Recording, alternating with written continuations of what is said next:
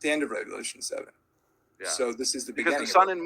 The sun and moon went dark in Revelation 6 at the end of Revelation 6. Mm-hmm. But, and then it literally says the great day of his wrath is come.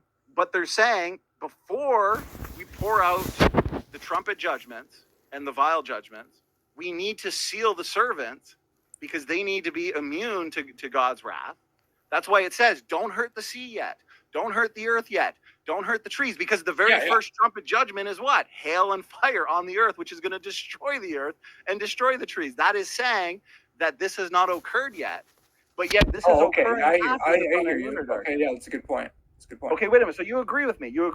So it sounds like a good point. Yeah. So are you going to agree that the trumpets and vials come after the sun and moon are dark? Nope. Still not sure yet. I don't agree with anything until I see the trumpet. But I can point out some problems. Yeah. Okay, so right here it is.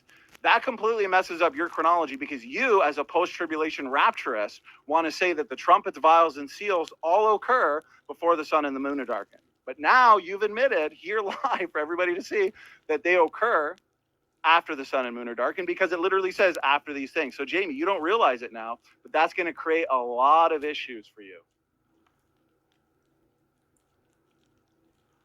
Yeah, I'll have to look at it. Send me. When the sun and moon go dark, it is a science fiction. Thing, I'll look at it. And You still haven't sent me the files.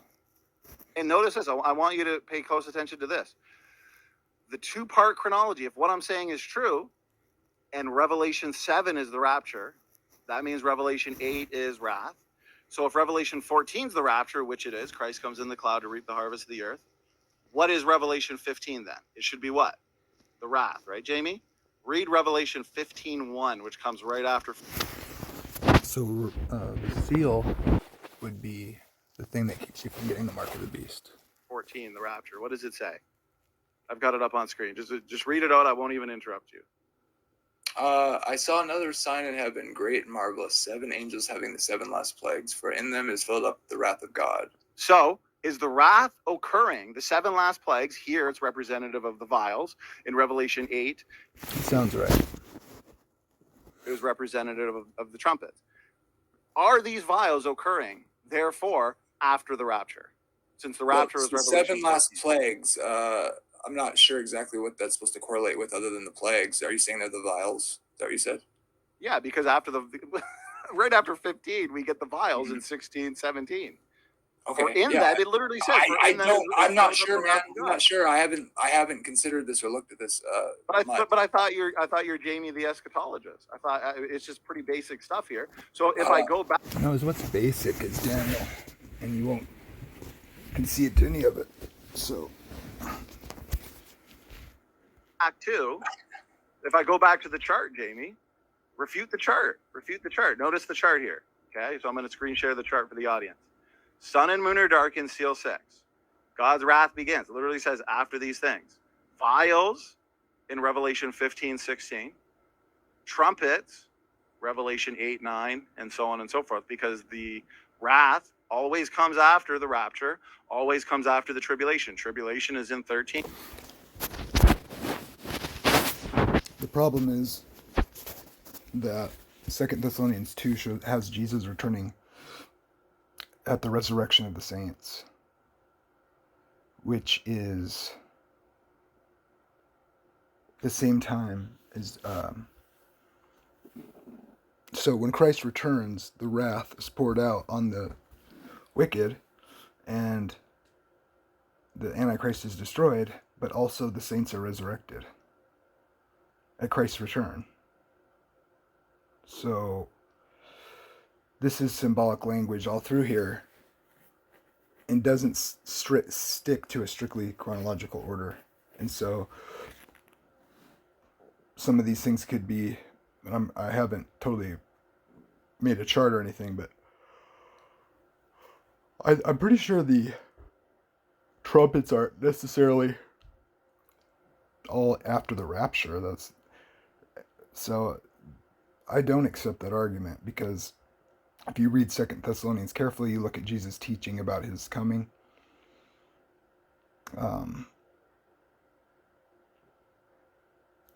Obviously, I believe the saints do not experience the wrath of God, obviously.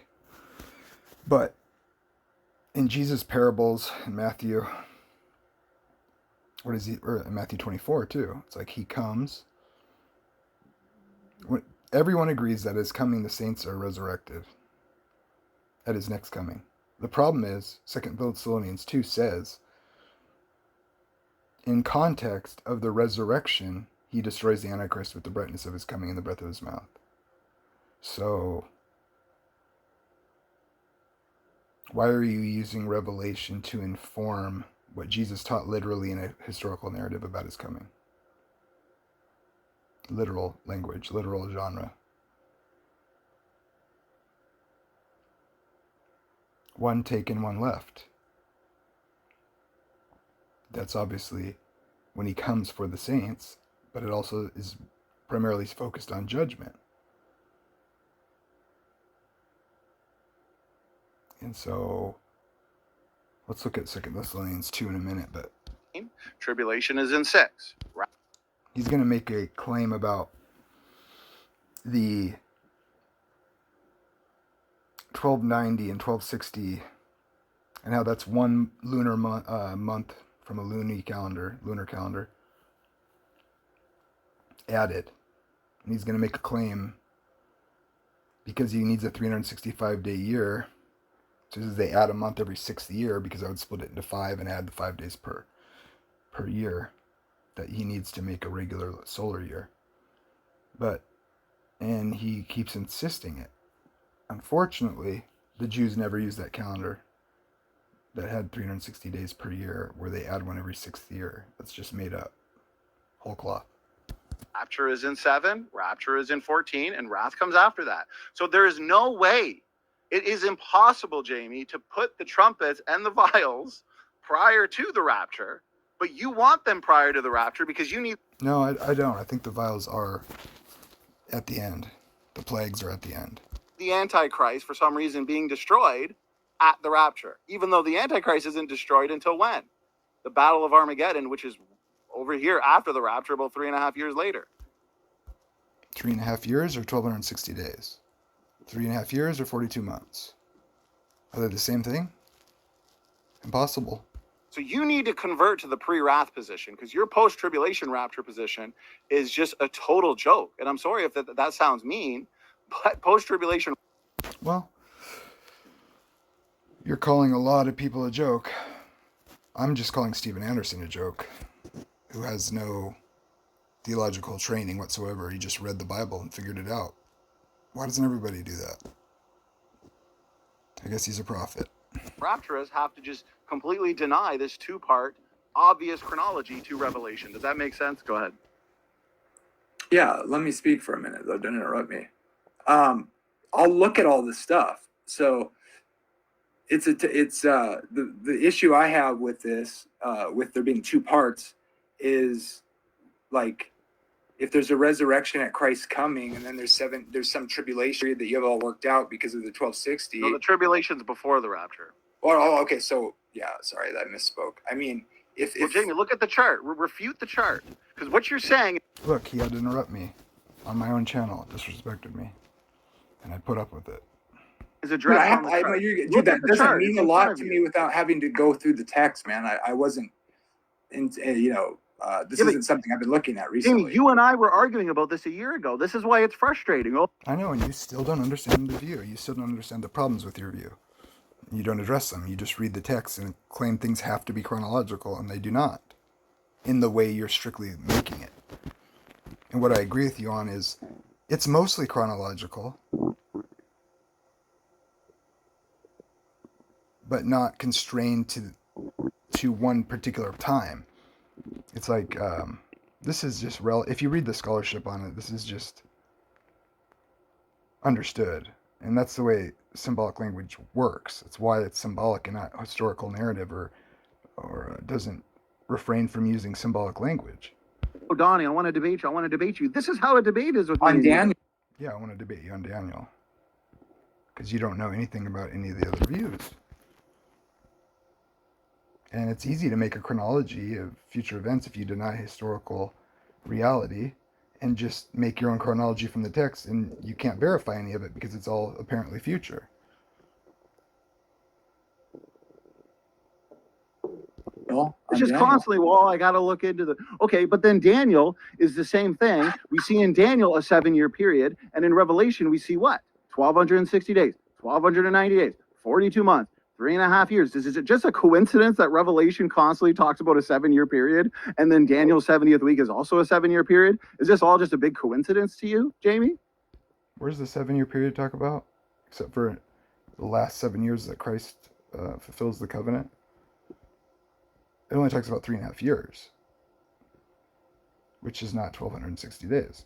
Not a Must be, coincidence. apparently. Not a Okay, coincidence, but Then why what is there is no it? 7 years mentioned in the New Testament about this? Why is it three and It a half is. years? 7 years is mentioned everywhere. 1,260 days, 1,290 days, 42 months, 160 days is not. 3.5 years. It's 3.5 years, not 7. Because it's 3.5 years is Yeah, but you equivalent need a to the 70th 42 week. months, and 70th 1,260 week. days is 3.5 years, and 1,290 days. These are different periods. 1,260 and 1,290 are two different periods, but they equal 7 years, especially when you consider the fact Mine is that 75, you're saying? Or 2 no, 12, because the 60. Bible's calendar is based on 360-day years because it's based on 30-day months. And so every 6 years, you have a leap month and you have to add 30 days, and that's 1,290. So it's still. See, that's just totally made up. It's just made up. There's no historical evidence of that. We know what the calendar was. That sounds good. It's just not true.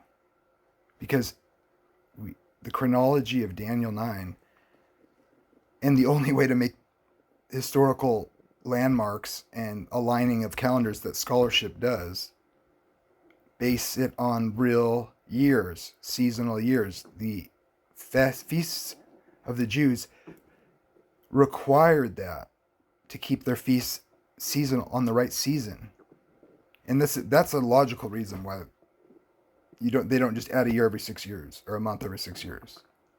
That sounds good, because that would be 5 days for each of the 6 years, which would make it really close to a regular year. But that's not what they do. It does. You never have a 360. You don't have 365 or 360-day years and then add a third month and then it's, way over, and then 5 months with regular. It doesn't work like that. We know how they did it. And you never have a 360-day year or a 365-day year, but actually either. It fluctuates about 11 days, I think is what it is.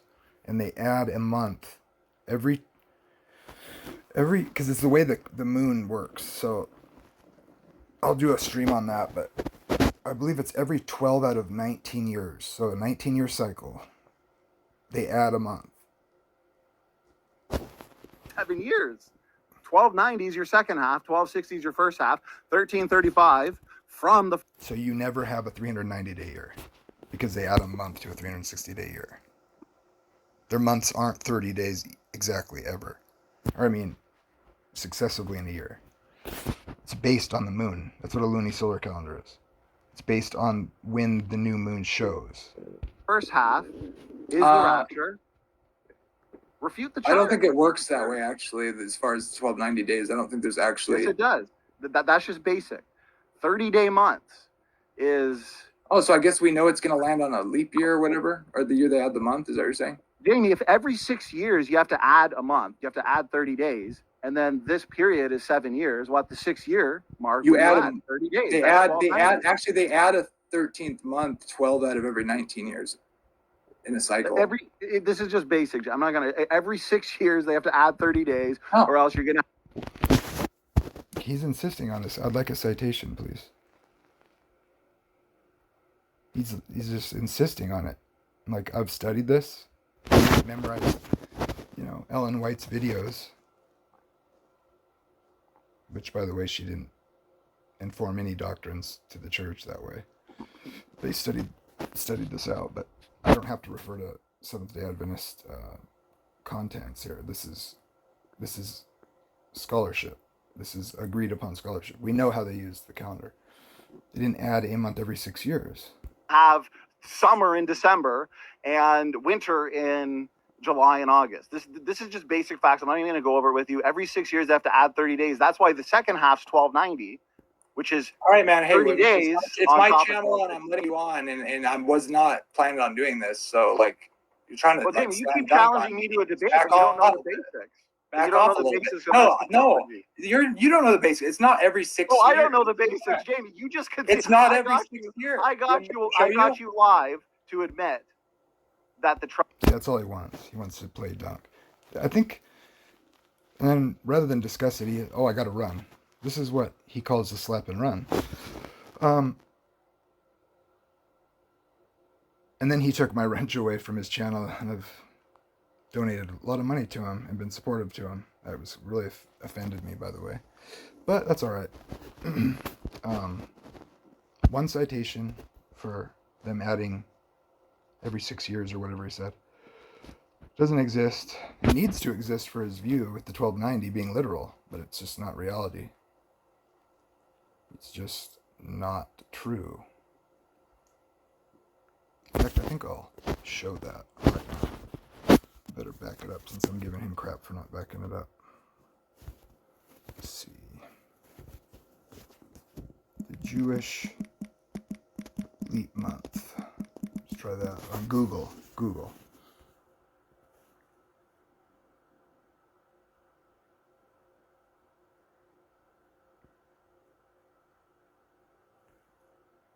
Let's see here. Give me a second. Let's see. Here's a Jewish site. The Jewish leap year, which occurs 7 times in a 19-year cycle, has 13 months instead of the regular year 12. Years 12. This is so the lunar-based Jewish year should remain aligned with the solar seasons. Lunar months make up a total of 354 days, slightly more than 11 days short. This added month is called asserted before the month of Adar in a leap year. Let's see. So 7, a leap year, 7 times in a 19-year cycle, has 13 months instead of the regular 12. Is that once every 6 months that they add a month?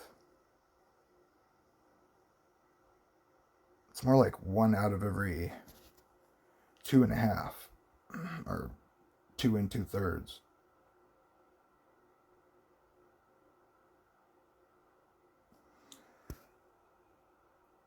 This keeps it aligned, right, with the solar calendar,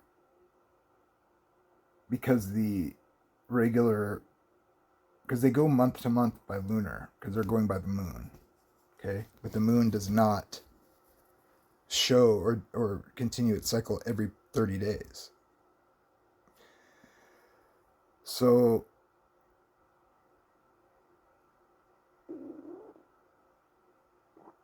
So 12 lunar months, rather than being 12 actual literal 30 days, which would be 360, they're actually 9.5, or 29.5, if you average it out per month, to equal 354 days. Slightly more than 11 days short of an actual, what we know as a year, which is 365.25. It's called Adar 1, or Adar, and then they add it before Adar, which has been called Adar 2 in the leap years. So let's see if we can get some more information here. So is there 360-day years for 3.5 years ever? And then they add a month and it's just 30 more days to 360? No, never. A full Jewish year is 355 days, so it's 11 days short. And then 7 out of 19 years, they add an extra month, which is a 30-day month. And so that year apparently is longer. I guess that would be 19 days longer than the normal year of 354. So it'd be 373 or something, or somewhere around there. So never, ever, in any period, is there a 360-day year followed by a 90-day year. So, what does that tell you? It sounds good. It's just not true. It would have to be true for the way he's looking at it to be true. So, here's the point. Is it using literal periods of time when it talks about 3.5 years being 1260 and 1290? No, it's not. It's using a Noahic calendar, which perhaps was literal at that time. We know that the time periods in Daniel 9, that's 70 weeks, the first 69 anyways, at least, lead to Messiah. Every scholar of every group that tries to make an alignment, which historically has been no increment between the going forth of the decree until the end of the 69th week, because obviously you're supposed to know and understand the decree so you know when the 69 weeks are up, so you know when Messiah comes. But some people don't feel the need to know and understand because they put time periods in between the first 7 and the 62, because they indirectly or rob Christ of the greatest prophecy of his coming, which is clear in the New Testament text that the people were in anticipation. They thought John the Baptist was the Messiah. And the New Testament text goes to great lengths to say there are 3 that bear witness in the earth: the water, the spirit, and the blood, which indicates his anointing, the anointed one. He's christened at his baptism, which marks the first of the last 7 years, the first year of the last 7-year cycle, the 70th week. 3.5 years he's cut off, his death. The water and the spirit is his baptism. The blood is his death. Those are the 3 witnesses on earth that bear witness that Jesus is Messiah. Not that you have eternal security, necessarily. That can be argued separately. My point is, this is a witness to Christ being the Messiah, the promised seed. So, how is that a witness? You just take it for granted. Just take Jesus for granted, but the text actually vindicates who he is. You rob him of his time-sensitive prophecy. So, that's a huge error. So it all pivots around Daniel. The only reason to have a 70th week is if you're a dispensationalist, which you're not. A dispensationalist separates the new covenant from the Jews in some way, shape, or form, depending on what version it is. So do you, for no apparent reason, because you make all the same arguments, or Stephen Anderson makes all the arguments against dispensationalist views, but he takes their rendering of the text for some apparent reason. So why should we take these time periods as years? Because Daniel's days of weeks, the 490, the 77s, are days, and we take them for a year. The 1260 are days using a calendar that is no longer in use, and we know they didn't count the first. Yeah, this is critical.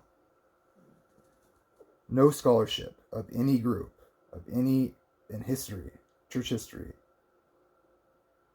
thinks the first 69 weeks were not seasonal. Because, well, I shouldn't say none, but we know that biblical chronology is aligned through seasonal years or solar years or semi-solar or lunisolar, not purely lunar solar or lunar years. The only time a lunar calendar was used literally was Noah and before, perhaps. But we know in Daniel's time, when it was written, whatever date you take, through history until Jesus' coming, and from then till now, never used a 360-day year. So, if this final week is based on the 1260, which is a purely lunar rendering of time, and you say is future literal time, why are the first weeks, the first 69 weeks of Daniel's prophecy in Daniel 9, 24 through 27, literal, chronological, seasonal years, and then the last week isn't? I'll tell you why. Because they all are seasonal years, and the 1260 days is not literal days. They're a day for a year. Why? Because in historical narrative, look it up, in several places, in a literal narrative giving literal time that we can verify historically, literal time of 3.5 years is rendered through 3 years and 6 months. The 1260 is listed in purely symbolic apocalyptic literature in Daniel 7. Everything is symbolic. The time period used is not a literal reckoning of time that any Jew actually used ever. Except for Noah and before. We know this. It's a fact. So we have a time period of 1260 days, which is a purely lunar calendar that was not used and cannot be used to reckon biblical chronology. Embedded in a purely apocalyptic